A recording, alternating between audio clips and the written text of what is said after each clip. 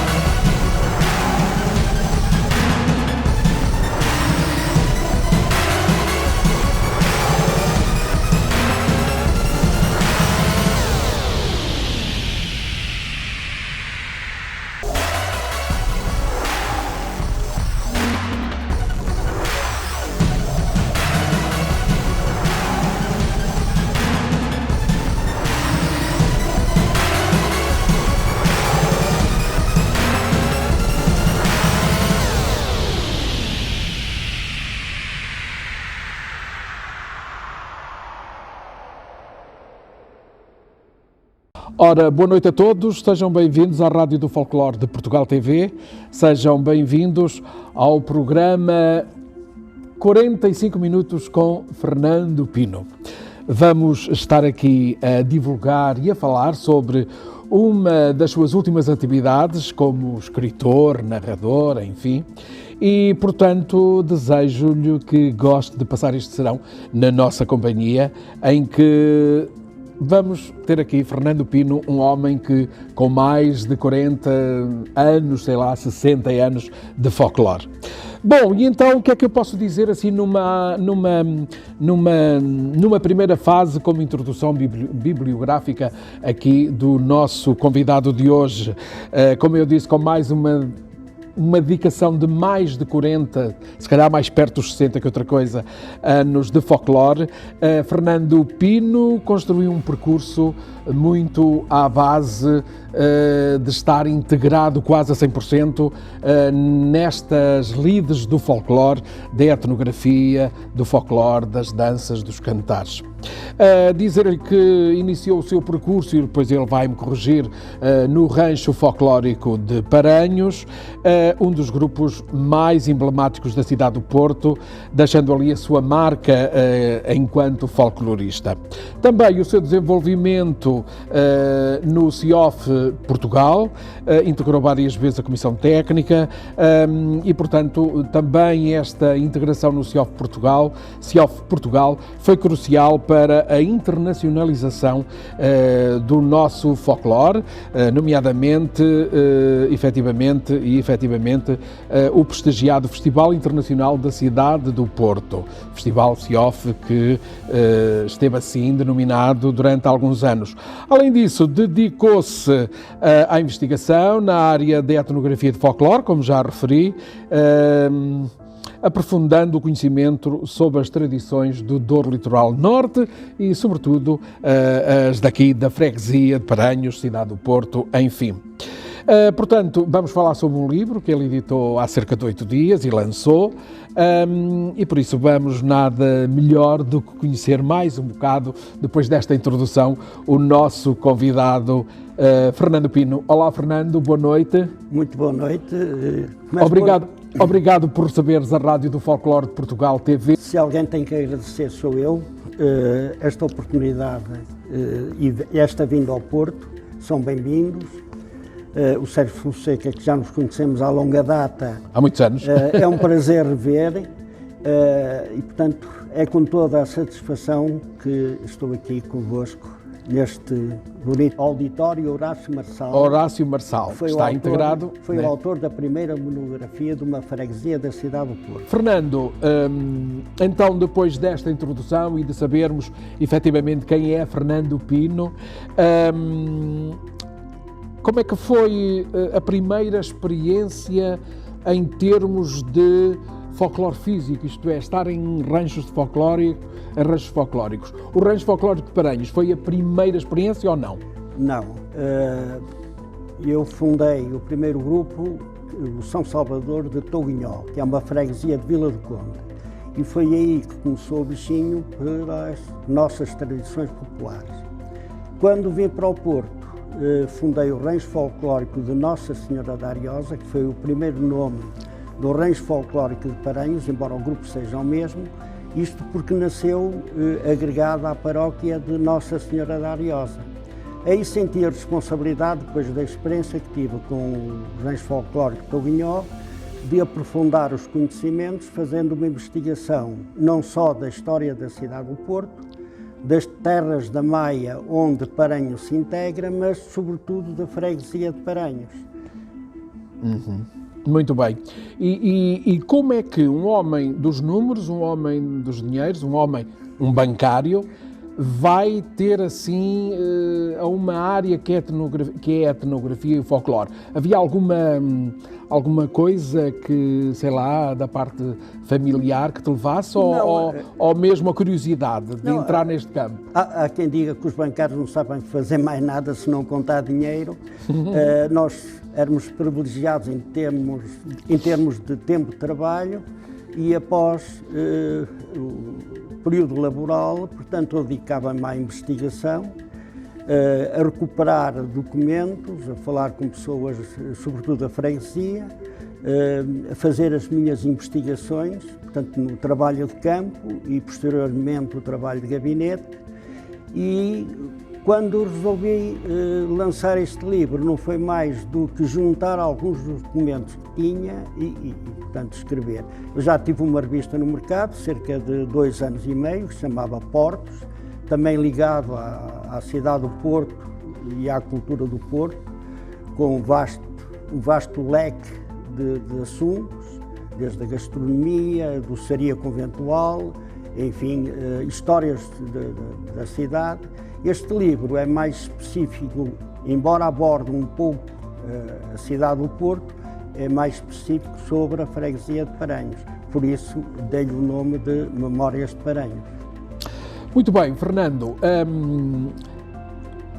Digamos que toda esta experiência no primeiro rancho e depois no segundo, Nossa Senhora da Ariosa, que depois passou a Rancho Folclórico de Paranhos, foi um marco importante nesta tua trajetória no âmbito do folclore e da etnografia. Sim, foi sem dúvida. Portanto, achei que era uma responsabilidade ter criado um grupo depois de uma primeira experiência e achei-me na obrigação de fazer, portanto, um estudo aprofundado sobre a nossa etnografia e folclore, o que levou também, enfim, a ocupar alguns cargos ligados a esta área.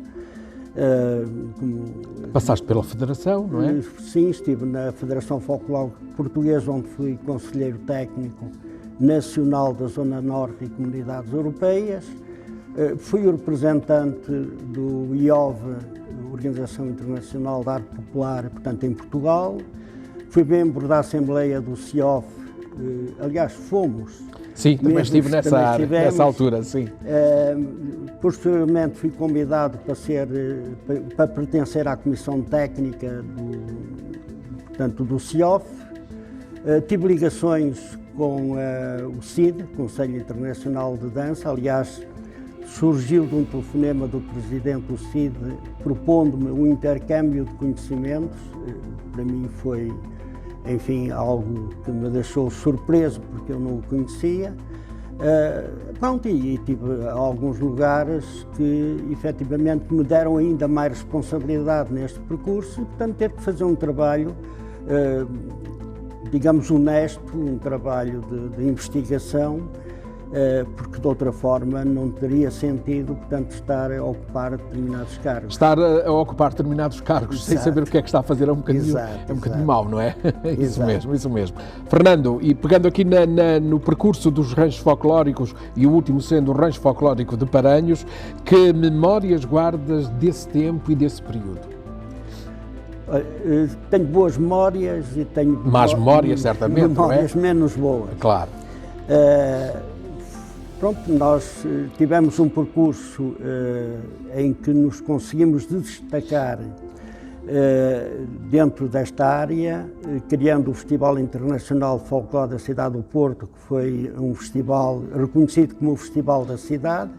Aliás, houve uma aprovação numa Assembleia Municipal atribuindo-nos um diploma de mérito.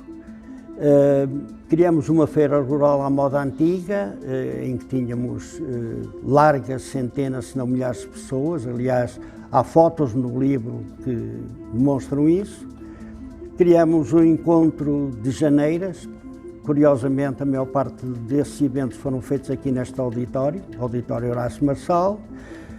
Criamos uma desfolhada à moda antiga e, aproveitando a presença dos grupos estrangeiros, porque o Festival da Cidade do Porto era um festival em que eram convidados grupos de todos os continentes, portanto, normalmente 7 grupos estrangeiros, mais os nacionais. No último domingo nós fazíamos o Festival das Festas de Paranhos, o festival também internacional, portanto, os grupos estavam connosco de entre 8 a 10 dias. O convívio, a troca de conhecimentos, a gastronomia, foi enriquecedor não só para o Rancho Paranhos, mas as amizades que os elementos do grupo criaram também com elementos do outro grupo. Eu posso dizer que o lançamento do meu livro tive felicitações do México, de Itália e de Taiwan. Isto é um exemplo em que as amizades perduram para além do tempo. Isso mesmo. Para além do tempo, o que é um motivo, enfim, de satisfação. Muito bem, já falámos do CIOF, que foi também um marco importante. O Fernando, como investigador, também que foi na área da etnografia e do folclore, que aspectos considera fundamentais para preservar e valorizar tudo o que tem a ver com a cultura tradicional e popular portuguesa, as tradições e de todo este património material e imaterial de Portugal? Pois, eu acho que os grupos folclóricos que querem realmente fazer um trabalho, digamos, honesto, têm que fazer uma profunda investigação, especialmente a área onde se inserem. Esse trabalho pode ser feito em várias áreas, perante várias fontes de consulta, quer nas populações. Claro que isto, com o avançar dos anos, cada vez se torna mais difícil, porque aquilo que nós dizíamos que sempre que morre um idoso é uma folha de um livro que se perde, hoje isso já não acontece. Portanto, as pessoas que lidam connosco já são mais recentes e, portanto, já é mais difícil recolhermos, portanto, dados como era há 60 anos, quando comecei a dedicar-me, portanto, às nossas tradições populares. Depois disso, há necessidade de fazer um trabalho de gabinete. Esse trabalho de gabinete não é mais do que identificar e deixar um registro das nossas pesquisas, porque nada serve nós fazermos uma investigação. Eu dou um exemplo. Eu fui muitas vezes a cemitérios e dizem assim, mas cemitério, um lugar tão... Enfim, tão tétrico, não é? Não, nada indicado, pois, mas eu no cemitério via campas, há uns anos atrás, em que via, por exemplo, os esmaltes com ricas blusas bordadas, os feitios, onde eu tirei fontes para poder fazer depois réplicas de trajes no grupo que tinha. O trabalho de gabinete, como estava a dizer, é um trabalho que deve, portanto, comparar, juntar e identificar todo o trabalho que foi feito, trabalho de campo. O lançamento deste livro, no fundo, não foi mais... Nós já vamos falar sobre o livro, mas ainda o que eu te quero perguntar acerca desta valorizar as tradições, e tu falaste aí das recolhas, de recolher no campo e depois tratar e ver a veracidade dessas recolhas. Tu achas que hoje... é muito mais fácil recolher, as pessoas pegam numa máquina fotográfica, registam, filmam, ou seja, o que é que tu achas disto hoje, daquilo que a gente chama recolher, preservar, recolher e investigar? É uma investigação num campo, no terreno, ou através da câmara de vídeo em festivais de folclore? É isto que eu te quero perguntar. Ora bem, eu acho que temos os dois campos. Hoje é mais fácil recolher porque nós temos meios mais avançados, melhores máquinas de filmar, melhores máquinas fotográficas, melhores máquinas de som para poder recuperar alguma coisa. Mas é pior porque as pessoas que nós hoje encontramos não são aquelas que nós encontrávamos há 60 anos atrás, não é? Pessoas com 80, 90 anos, lúcidas, que ainda nos podiam fornecer dados preciosos para nós compreendermos o que era a nossa cultura popular, e, portanto, há 100, 100 e tal anos atrás. Portanto, isso vai-se perdendo no tempo. E eu costumo dizer que ainda é urgente nós tentarmos, portanto, fazer investigação nos meios rurais, sobretudo nos meios rurais, e nos alfarrabistas, onde nós encontramos também obras. Eu posso dizer livros, que eu tenho uma vasta coleção de monografias, de cancioneiros, não só da nossa zona, e, como eu digo no meu livro, quando não os conseguia comprar, porque já não existiam no mercado, e conseguia obter um exemplar, eu fotocopiava, portanto, esses livros, mandava-os encarnar e hoje fazem parte, enfim, da tua biblioteca. Da minha biblioteca, que tem, talvez, sei lá, mais de 1 milhar de livros dedicados, portanto, a esta área da etnografia e folclore. E um dia, para onde é que esses livros vão? Não é? Ora bem, se o Rancho de Paranhos enveredar por um caminho de autenticidade, conforme foi criado, não terei, enfim, dúvidas em doar, portanto, todo o meu património, portanto, ao Rancho de Paranhos. Portanto, eu tenho que deixar essas obras, portanto, a alguém que eu sei que as vai tratar bem e vai usá-las também para divulgar, portanto, aquilo que eu consegui recuperar. Este livro é apenas um primeiro passo, não é? Claro que, como sabemos, hoje, infelizmente, há grupos folclóricos que se tornaram recreativos e deixaram de ser representativos. É evidente que um grupo recreativo... Fernando, mas fazemos aqui um parênteses. Quando falas em grupos representativos e grupos recreativos, era ótimo que desses assim uma explicação mais pormenorizada, porque há muita gente que confunde recriação com veracidade, representatividade, não é? Pois, ora bom, nós temos para mim, temos duas espécies de grupos. São os grupos recreativos e os grupos representativos. Os grupos recreativos são aqueles que procuram, portanto, a diversão, o passear, os convívios, apenas isso. Mas em termos de trajos, em termos da sua indumentária, o que é que eles preservam? Alguma coisa ou nada? Ou trajam todos de igual? Alguns desses grupos são grupos que vieram de grupos representativos. Sim. Fizeram um trabalho de investigação e depois se transformaram em grupos recreativos.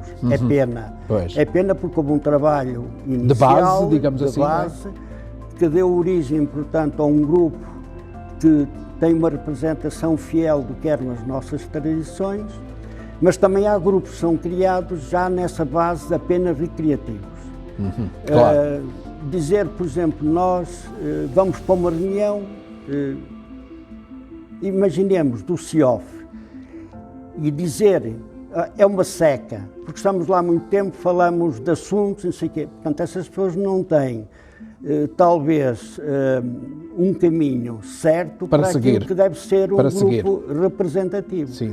Os grupos representativos devem continuar a fazer uma constante investigação do que são as nossas tradições populares, porque há sempre alguma coisa a investigar, embora o caminho não seja tão fácil como era há uns anos atrás.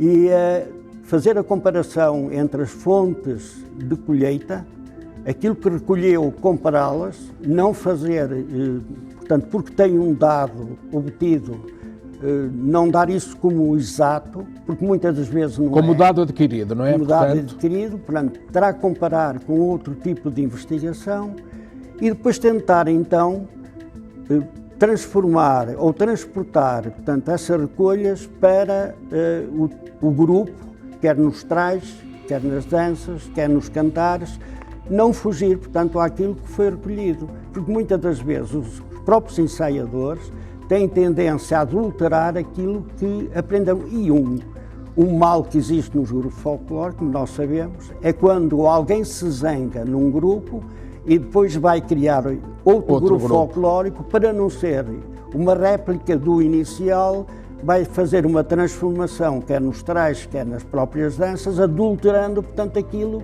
que é a fidelidade do grupo que existe. Que era inicialmente e que existe. E é pena, é pena. Isso também vai criar confusão depois a quem quer, enfim, iniciar neste campo uma recolha.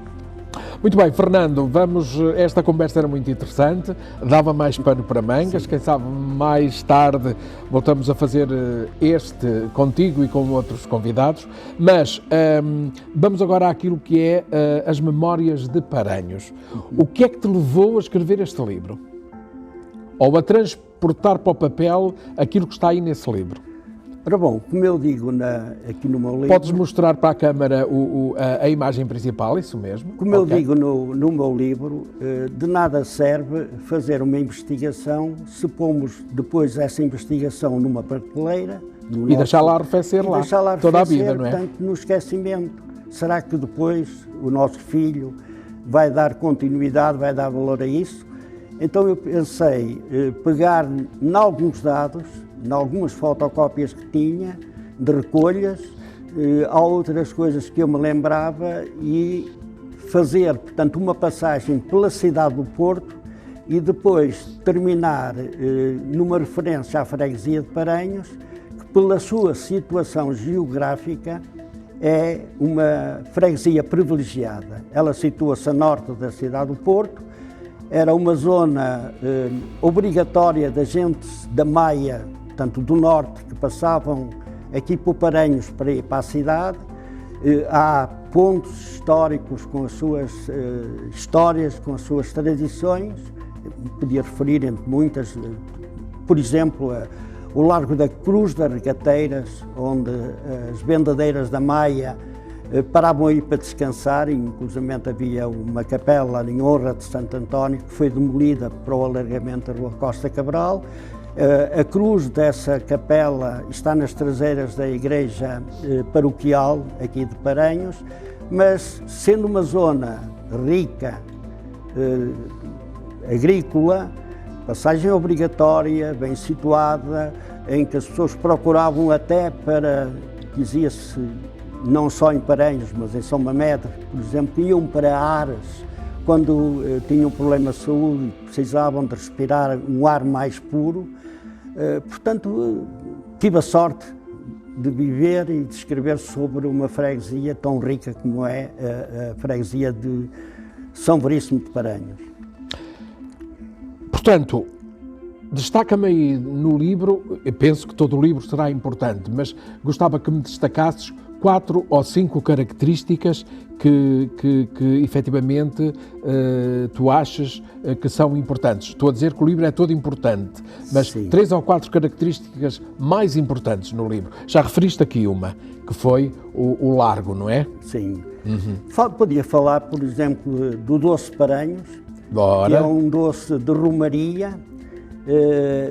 Portanto, era um doce que estava esquecido e que o Rancho de Paranhos recuperou, e não só, num concurso de rusgas de São João, aqui na cidade do Porto, que é um concurso na altura do São João, que a Câmara e a Rádio Festival, portanto, fazem.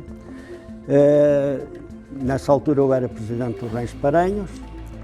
Nós levamos, portanto, um carro de bois com um forno a confeccionar os doces Paranhos, e depois levávamos outros doces já confeccionados, claro, que distribuímos pela assistência.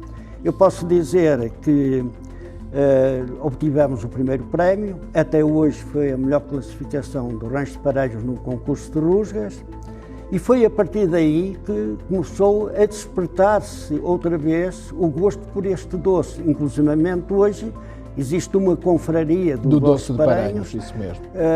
mas se não tivesse sido o Rancho de Paranhos, após esse concurso de rusgas, a englobar nos seus trajes a vendedeira do doce de Paranhos, a levar nas suas Ou seja, atuações, promovê-lo o mais possível, promoveu, não é? portanto, o despertar novamente por este doce que estava esquecido.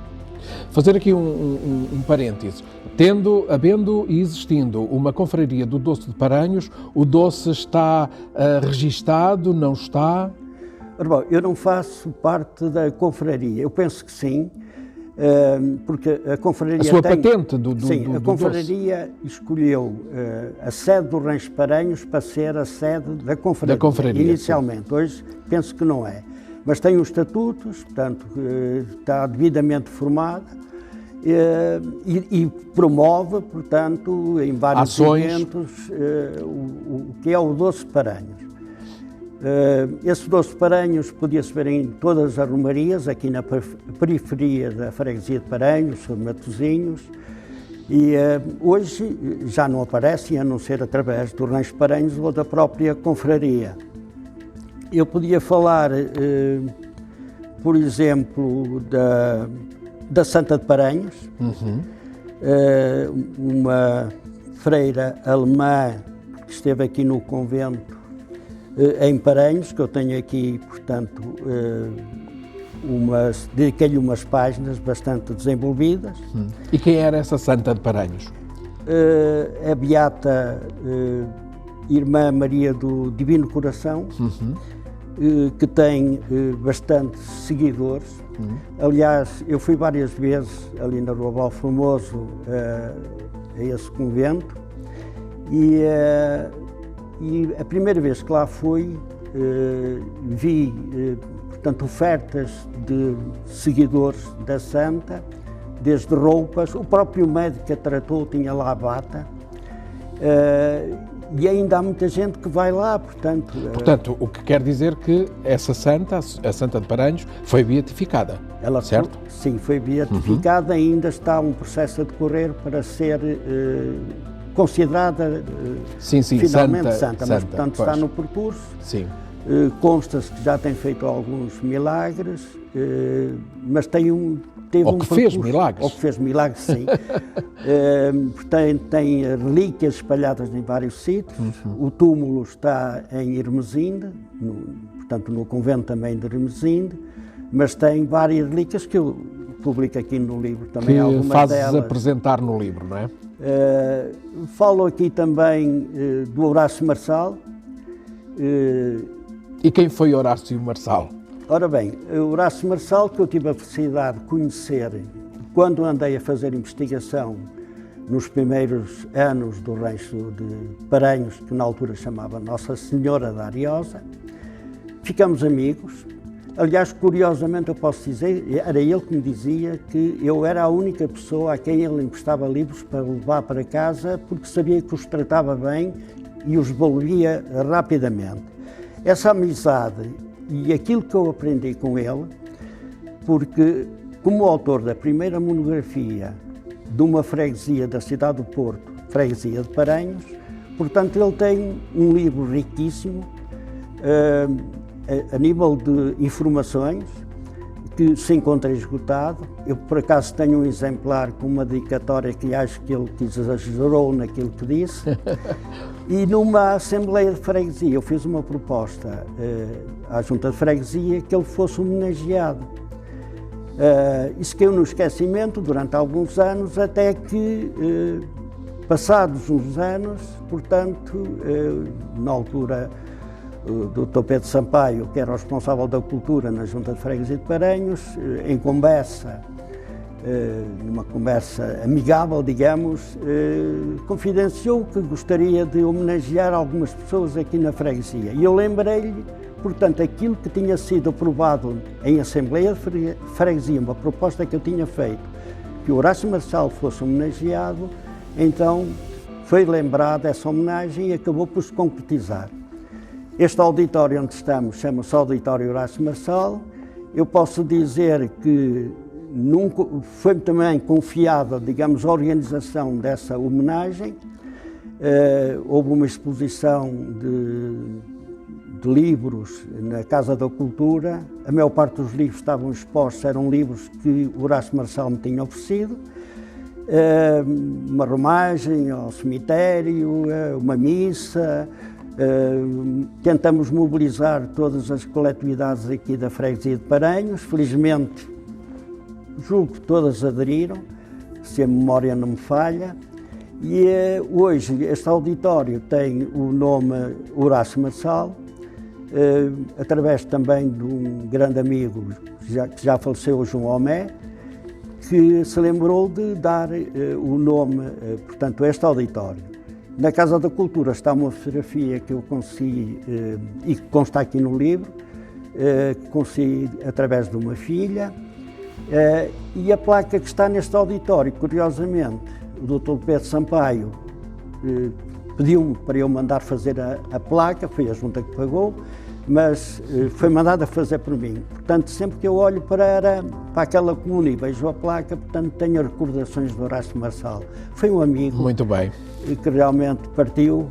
Sim. Pronto, mas deixou-me uma recordação forte e, sobretudo, os conhecimentos que me transmitiu. Voltando ao Memórias de Paranhos, já referenciaste aí 2 ou 3 características importantes. Há mais alguma que queiras referir? Tem aqui, fala dos Salgueiros, um clube emblemático aqui na freguesia. Um clube desportivo, é isso? Um clube de futebol. Sim. Fala a primeira saída do rancho folclórico de Nossa Senhora da Ariosa. E foi para onde a primeira saída? Espanha, Ferrol. Para Espanha, sim. Mas tem algo curioso que eu também não podia deixar de falar neste livro. Claro. Pronto, eu tinha uns músicos que na altura vinham de Vila de Conde, eu ia buscá-los com o meu carro e depois levava-os. E o responsável, digamos, da tocata, que já faleceu, infelizmente, o Apolino Simões, era muito amigo do responsável da cultura no Ferrol. E um dia perguntou-me se eu não gostaria de ir à Espanha. Claro que eu fiquei encantado, era a primeira saída. Mas o que é importante nessa saída é que o festival decorreu no Parque Reina Sofia, conforme os jornais que eu tenho aqui, recortes, reproduzidos. Sim, sim, sim. Meia hora antes de começar o festival, a lotação estava esgotada e o Rancho Nossa Senhora da Ariosa, portanto hoje Rancho Paranhos, foi o único grupo que depois de ter terminado a sua atuação, quando estava a descer do palco, o público pôs-se de pé, 5.000 pessoas era a lotação, e estava esgotado, portanto estariam mais de 5.000 pessoas, aplaudiram o rancho e obrigaram que o rancho voltasse novamente ao tablado. Como sabemos, não é vulgar, portanto, num festival de folclore não estavam outros grupos. Claro. Portanto, um rancho sair, mas ter que voltar outra vez ao tablado. Pronto.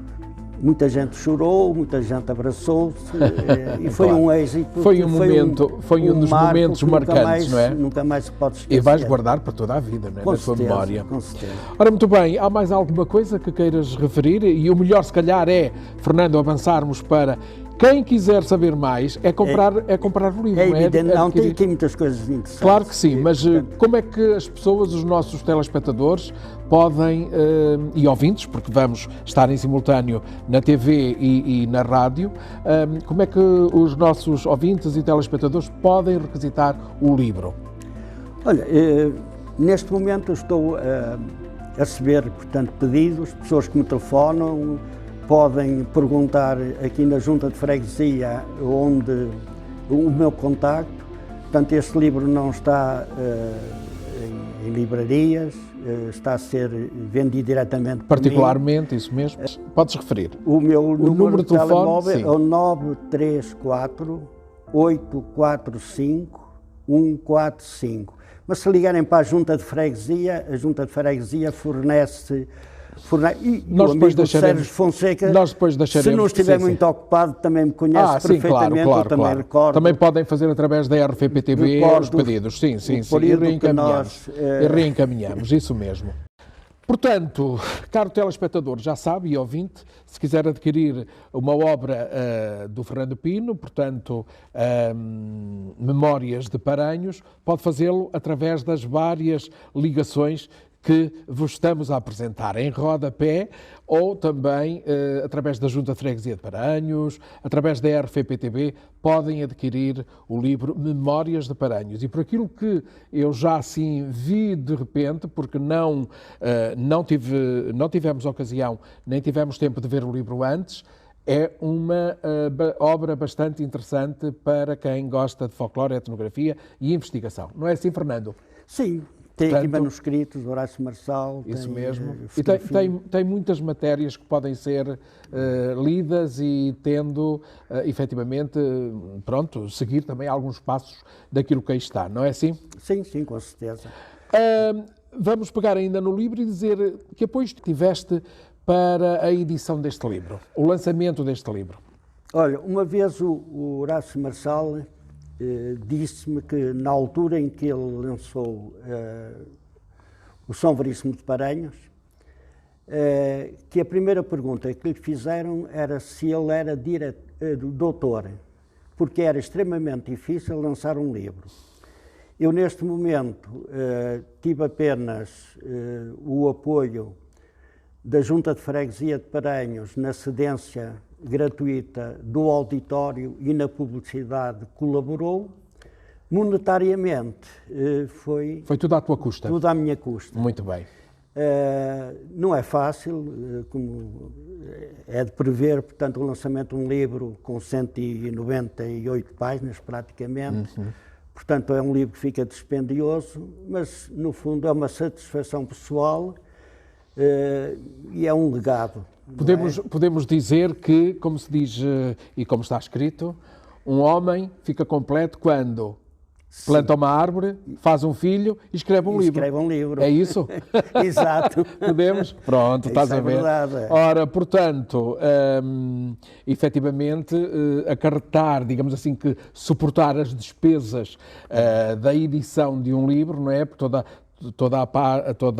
o design, a paginação, ou seja, todo o trabalho de tipografia, pronto, há custos que são acrescidos, não é? Sim, mas eu posso registrar aqui que sinto-me satisfeito, porque faz hoje precisamente 8 dias que o livro foi lançado. Isso mesmo. E neste momento anda muito próximo das 6 dezenas de livros que já foram vendidos. Há quem me telefona, há quem a edição, me procure. desculpa, a edição é de quantos? 250. 250. Pois, portanto, ouvintes, vamos lá acabar com estes 250, que é para, efetivamente, também o Fernando sentir-se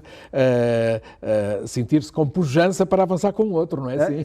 Quem sabe, matéria não falta. Matéria não falta, E isso vontade mesmo. também não falta, não é? Falta aquilo que é mais importante, que é a parte monetária. Claro não é? que sim, claro que sim. Este foi um rombo, portanto, nas minhas finanças, mas está Já cá não vais fora. passar uma semana de férias fora. Um parto, custa, mas está. Pois. Muito bem.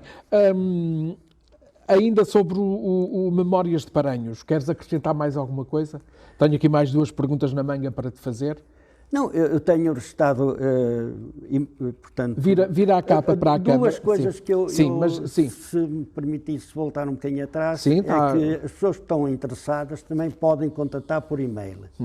E o e-mail é as iniciais do meu nome, F de Fernando, R de Rodrigo, O de Oliveira e depois Pino, tudo completo, @gmail.com. Também podem procurar. Em relação, portanto, ao livro, tenho recebido mensagens e telefonemas de pessoas, portanto, que já leram o livro, que gostaram, felicitando. Isso também, para mim, claro, é ótimo, não é? É agradável, é evidente, é agradável. Estive aqui no auditório 83 pessoas a assistir, se mantiveram do princípio ao fim e, portanto, estou satisfeito. Podemos dizer que houve um momento musical, não é? Exato, um momento musical. E foi realizado por quem? Eu rodeei-me de vários amigos. Convidei um poeta, o Fernando Campos de Castro, que somos amigos já há várias dezenas de anos, claro. Colaborou comigo em letras na Rusgas de Paranhos, fez o hino do Reis de Paranhos, portanto escreveu a letra. Tive o Jorge Viana Bastos, que é um fotógrafo, curiosamente também colega de profissão, bancário, que foi o autor da capa do livro e que nos deu a oportunidade de vermos aqui imagens da Quinta do Cobelo e do Jardim da Arca d'Água. A capa do livro tem um banco Em pedra. em pedra da Arca d'Água, em que em determinado momento caem 2 folhas de uma árvore e o fotógrafo captou precisamente esse momento e, portanto, foi a imagem escolhida por ele, sugerida por ele, para pôr no livro. Na capa do livro, isso Tivemos o Dr. Pedro Sampaio, que atualmente é o Presidente da Assembleia da Junta de Freguesia de Paranhos, e há uns anos atrás, quando foi feita a homenagem a Horácio Marçal, e eu já referi há pouco o seu nome, portanto foi o que fez a apresentação do livro. Esteve também presente o engenheiro Seabra, portanto, que é o Presidente da Junta de Freguesia de Paranhos, e depois tivemos uma animação musical com o maestro Vítor José, que foi o autor da música portanto, do hino do Rancho de Paranhos. Também já me fez uma gravação para um hino que eu escrevi para uma escola de futebol aqui no Porto. E foi acompanhado por uma senhora polaca, Ana, que toca violino. Que casou muito bem o violino com isso mesmo, com o resto. Foi uma maravilha, as pessoas não arredaram violino e acordeão, não foi isso? Acho que foi isso que me apercebi. E apesar do Vítor José estar aqui presente, atenção, eu gostava de realçar isso, ele teve um acidente de automóvel e foi com muito sacrifício que veio aqui. Mas também como amigo e que nos conhecemos também há muitos anos, portanto ele não quis deixar de estar presente. Claro. Portanto foi um elenco, digamos... De excelência. Se calhar quem estava a destoar era eu, não é? Não. É sempre um elenco de excelência. Muito bem. Nós estamos a chegar ao final desta nossa conversa sobre o teu livro e sobre um bocadinho do teu percurso na etnografia e no folclore. Tenho aqui uma pergunta na manga para te fazer, que é, na tua opinião, qual é o futuro do folclore em Portugal? Como podemos garantir que as novas gerações continuam a valorizar e a envolver-se com a tradição cultural e popular portuguesa? Não é uma resposta fácil de se dar. E porquê? Porque se por um lado, dadas as novas tecnologias, o acabarem as barreiras geográficas, portanto há a tendência para uma adulteração do nosso verdadeiro folclore e até o sermos visitados por outros grupos que muitas das vezes nos trazem coisas que não são bem encaixadas no nosso folclore com autenticidade. Por outro lado, há grupos que têm jovens e criam escolas de jovens dentro dos seus grupos e, portanto, poderá ser no futuro um garante que as nossas tradições irão perdurar. Portanto, não é uma resposta fácil de dar, porque temos os 2 pontos, não é? Portanto, a transmissão de coisas que não são adequadas e, por outro lado, o gosto ou de aqueles verdadeiros folcloristas que procuram pôr nos seus grupos, portanto, o ensino nas camadas mais jovens. Muito bem, nós estamos a terminar então esta conversa, 60 minutos com Fernando Pino, mais ou menos. Para terminar, que mensagem gostavas de deixar a todos os que, como Fernando Pino, dedicaram a sua vida ao folclore português? Ora bem, se me das licença, 3 coisas. Em primeiro lugar, queria-te oferecer um livro. Muito obrigado. O meu livro com uma dedicatória. Muito obrigado. Então, eu vou ler a dedicatória. Ao amigo Sérgio da Fonseca, abraço do autor. Muito obrigado, Fernando. E aqui vai também para a minha biblioteca Memórias de Paranhos. Obrigado, Fernando. Em segundo lugar, queria agradecer a vossa vinda aqui ao Porto. Vêm de longe, fizeram-me um favor de vir aqui, portanto, sei que aqui também por um bocado a amizade, e, portanto, foram bem-vindos, foi com prazer que vos recebi aqui, voltem mais vezes para podermos conversar mais um bocado. E em terceiro, a mensagem para que os grupos enveredem pelo caminho de autenticidade, de investigação, e porque se um grupo enverdar por este caminho, também terá forçosamente, mais possibilidades de ter melhores convívios, conseguir fazer melhores viagens, ter melhores festivais, também vai colher o fruto disso. Portanto, se um grupo é apenas recreativo, vai estar limitado, portanto, a uma área muito restrita, com grupos também das mesmas condições, sem poder usufruir, digamos, o orgulho de representar o nosso país no estrangeiro. Muito obrigado, Fernando Pino, por partilhares connosco este percurso incrível e por continuar a ser um pilar ainda na preservação da nossa cultura. Foi um prazer tê-lo aqui connosco nos 60 Minutos e tê-lo connosco na Rádio do Folclore de Portugal TV. Muito obrigado. Obrigado, eu. Caros ouvintes, estivemos aqui em conversa com o Fernando Pino, portanto, na Junta de Freguesia de Paranhos, do qual agradecemos também este apoio e por isso, já sabe, estamos 24 horas no ar na sua companhia, quer através das Smart TVs, agora com as novas tecnologias, Facebook, YouTube, enfim. Muito obrigado por ter estado na nossa companhia. Até ao próximo programa.